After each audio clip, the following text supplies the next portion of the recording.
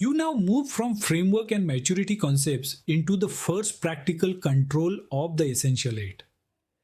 In the previous lecture, you learned how maturity levels work and why security improvements must be risk-based. In this lecture, you begin applying that thinking to a real-world control that sits right at the front door of most cyber attacks: application control. To understand application control, you first need to let go of a very common assumption that antivirus software alone can stop malicious software.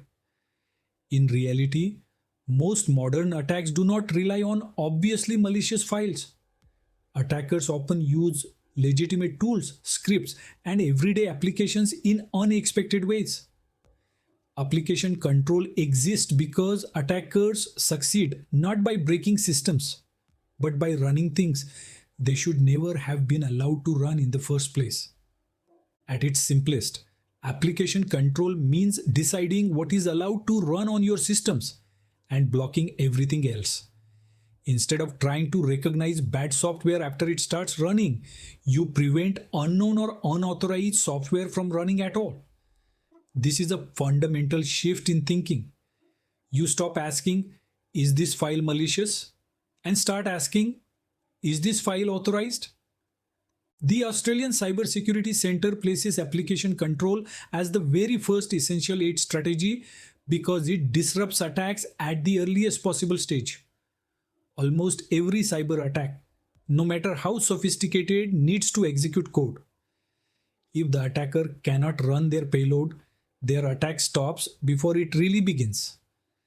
This is why application control is one of the most powerful and most misunderstood security controls. When you look at real-world attacks, you see the same pattern repeated again and again. A user opens an email attachment. A script runs from a downloaded archive. A malicious installer launches from a temporary folder. Application control is designed to block these execution paths. It does not rely on users making perfect decisions. It relies on technical enforcement that prevents unsafe actions, even when mistakes happen. Application control is not only about blocking malware, it also blocks unauthorized scripts, installers, and tools that attackers commonly abuse. Many attacks use built-in system tools or scripting engines to avoid detection. If those tools are restricted or controlled, the attacker loses flexibility and speed. You are effectively shrinking the attacker's toolbox. To make this practical, application control is usually implemented using allow listing, sometimes called application allow listing.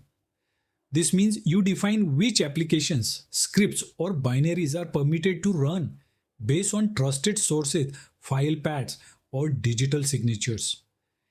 Everything else is blocked by default.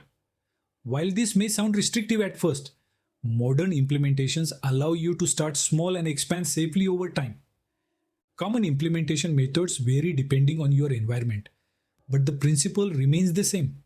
You can restrict execution to known system locations, trusted publishers, or approved applications. You can control scripts separately from executables. You can apply stricter rules to high-risk users or systems. The key idea is that execution is intentional, not accidental.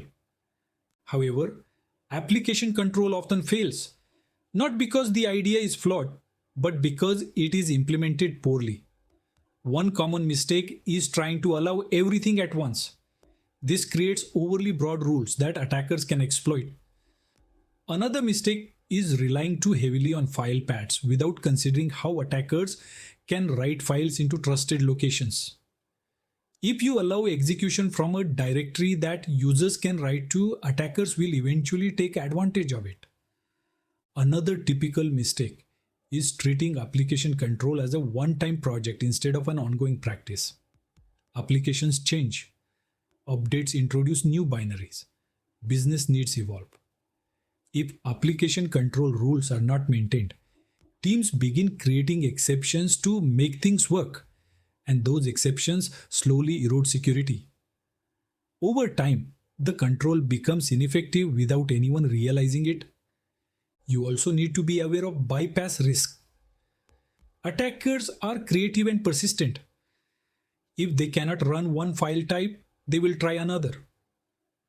If scripts are blocked, they may attempt to use signed binaries or trusted tools in unintended ways. This is why maturity matters. At lower maturity levels, application control may block only the most obvious threats. At higher maturity levels, controls are hardened to prevent common bypass techniques.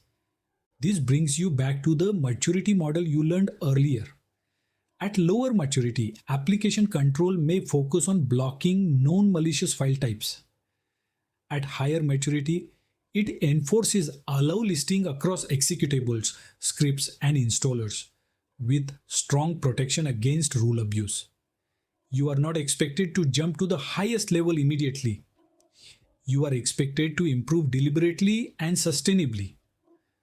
Measuring the effectiveness of application control is just as important as deploying it. You should not assume it is working simply because it is enabled. Effective measurement means looking at what is being blocked, why it is being blocked, and whether blocks align with real risk. Logs, alerts, and user feedback all play a role. If nothing is ever blocked, your rules may be too permissive. If everything is blocked, your rules may be too restrictive. From a business perspective, effectiveness also means minimizing disruption while maximizing protection. The best application control implementations are often invisible to users. They quietly stop unsafe actions without interfering with legitimate work. When users do encounter blocks, those blocks should be understandable and resolvable through clear processes, not workarounds. For leaders and non-technical stakeholders, application control is easier to explain than many other security controls. You can describe it as the digital equivalent of locking unused doors. Instead of guarding every possible threat, you reduce the number of entry points attackers can use. This makes risk discussions more concrete and less abstract. As you step back at the end of this lecture, you should recognize why application control is placed first in the Essential 8. It stops attacks early. It reduces reliance on detection. It limits attacker freedom. And when implemented with maturity and care, it provides one of the highest returns on security investment. In the next lecture, you will build directly on this idea by exploring Strategy 2, Patch Applications. You will see how unpatched software creates execution opportunities for attackers and how patching works hand in hand with application control to close those doors even further.